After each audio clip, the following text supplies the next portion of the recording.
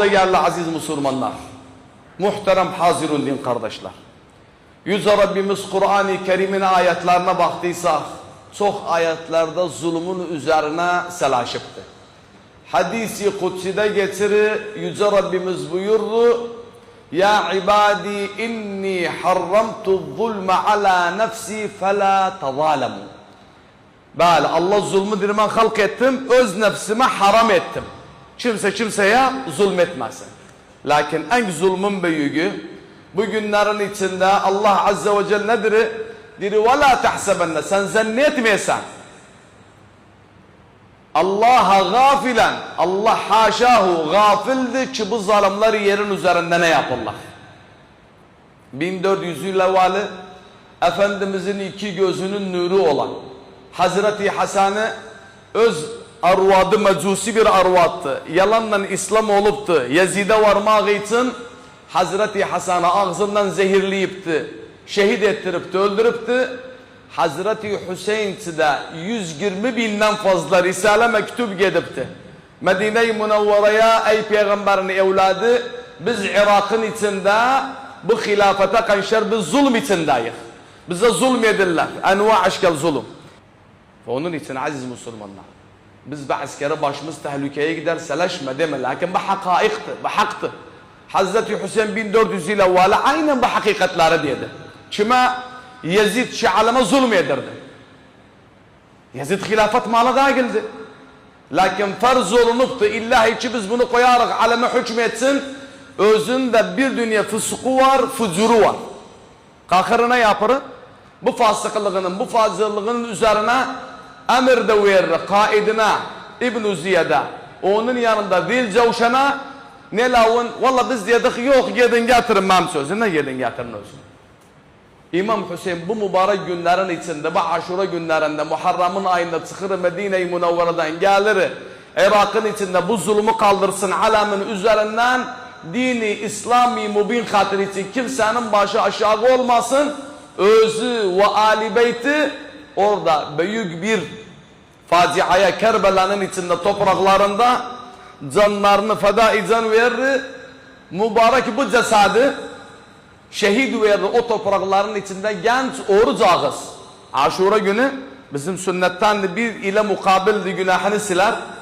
Ve her oruç olmak Allah Azze ve Celle 70 il cehennemin ateşinden seni yarak eder. Mağribten biraz evvel bir yukarı özünü, bir istirahat verirler. Harpte de istirahat vakti var. Peygamber Efendimiz'i yuksunda görür. Peygamber Efendimiz nedir özüne? Der evladım, kal. Hakka kanşer, madem hak sahabisan, kal zulma kanşer. Cihad elayginan, bəli oruçsan da vakti doldu, iftarı kırmadı, su getirirler Saudçu yolda, o suları hapsini kırırlar, o pakranzları, o şerbeleri kırırlar, su sana yetişmesin. Kal sabrelayginan evladım, benimle babamın yanındadır iftarı. Bak Peygamber Efendimiz nedir? Hazreti Hüseyin. Onun yanında ne hatırı için? Biz zulüm hatırı için kimseye hiç zulüm olmaz. Bir tane Allah'ın teriyle halal para eğer kazandıysa o paraya makayet olan. Kimse de yok da adını getirsin. Allah o parasını da bereket salar. Ama haramdan gelen taban harama gider. Allah bu zulümleri 1400 yıl evvel kabul etmeyipti. Bundan evvel kabul etmeyipti. Cennetteyken kabul etmeyipti. Cehennemdeyken kabul etmeyipti. Yerin üzerinde kabul etmeyipti. Ta bugüne kadar.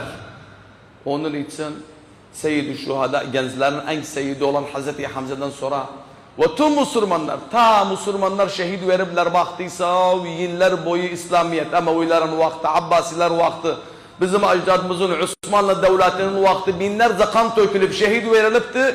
İslamiyet ta bugüne kadar.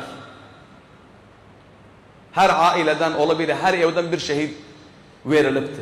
O iş adamı da şehit ettiripler özünü, bu siyaset adamı da şehit ettiripler özünü, bu din adamı da şehit ettiripler özünü, bu devlet adamı da şehit ettiripler özünü. Bu yolundan sap kalıp dörmeyip geriye şehit ettiripler özünü. İşte bu Hazreti Hüseyin alıştırır bize şehadatın yolu zulma kanşer nece duracaksa. Belki Peygamber Efendimiz sallallahu aleyhi ve sellem nedir Hazreti Hüseyin'in hakkında? Efendimiz'e bir salavat verelim sallallahu aleyhi ve sellem. Bir gün Peygamber Efendimiz geldi Hazreti Ali'nin evine. Nenemiz Hazreti Fatıma'nın evine geldi peygamber. Baktı Hazreti Hüseyin yığılır. Uşaktı. Hazreti Fatıma'nı çağırdı. Dedi kızım billahi aleyk. Allah hatırı için. Bunu üsküt ele istemiyorum bu yığılasın sesini eşidim. Dedi ne için? Ey baba. Hazreti Fatıma peygamberin kızıdır. Babasına dedi peygamberidir. Ne için? Ey baba. Dedi ahır bunun yığılamağı benim yüreğime tesir eder. Hala uşaktı.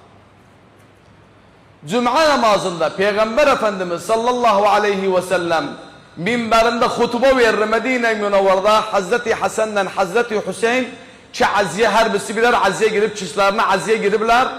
Aziyelerinin rengi kırmızı da açık kırmızı bes nedir? Aziyeler üzerlerine uzundu. Yani ayakları alta kaldı. Girdiler içeriye Mescid-i Nebevi'ye tokuşurlar. Tokuşur istiri düşsün yere. Peygamber Efendimiz endi ikisini de kucağında kaldırdı geldi çıktı minbere hutbanı verdi. İ'tizar da edir sahabalardan kusura bakma onu endim.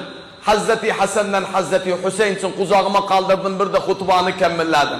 Baktım içeriye girendeler bunların dicdeşeleri aziyeleri uzundu. Korkuram tokuşurlar yere düşürler çünkü bunları inciyende ben inciram. Bakın Peygamber her kadar Hazreti Hasan'dan ve Hazreti Hüseyin için düşünüp onun yanında Peygamber Efendimiz namaz kılardı.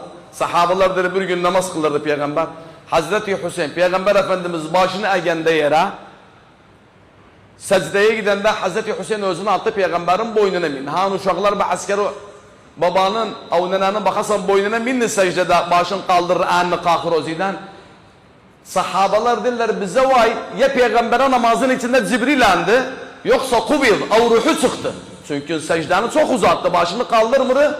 Ondan sonra bir uzun fatra sonra Peygamber Efendimiz dedi biz de başımız kaldırmamıştık. Peygamber dedi Allahu Ekber biz de başımızı kaldırdık. Namazı bitirenden sonra Peygamber Efendimiz sallallahu aleyhi ve sellem dedi istemedim başımı kaldırım. Çünkü Hazreti Hüseyin benim boynuma minipti. İstemedim gevurla daygın dedim koy ansın ancak başımı kaldırım.